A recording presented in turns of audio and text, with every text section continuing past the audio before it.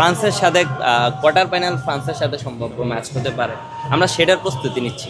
আমরা তো অলরেডি জিতে গেছি ম্যাচ। মানে জাপান কি এত সহজ টিম নাকি? অবশ্যই জাপানকে তো আমরা নর্মালি নিচ্ছি, যেহেতু নেইমার ব্যাক করছে।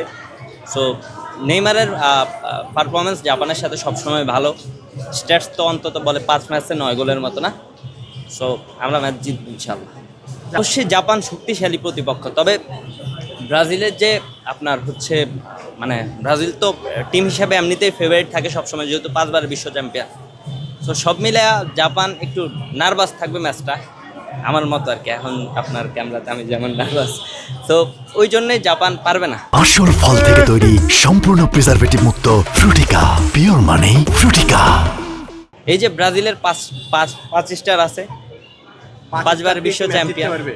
অবশ্যই দেখেন ঐতিহ্য তো, আপনার যেই দলের ঐতিহ্য আছে না, একটা বড় দলের সাথে ছোট দল যখন খেলতে যায় না, তখন তারা এমনিতেই একটু দুর্বল থাকে না, দুর্বল না মনে হয় না। আর তাছাড়া আমাদের তো সুপারস্টার অভাব নেই টিমে। নেইমার আছে, ভিনিসিয়াস আছে, মার্টিনেলি আছে।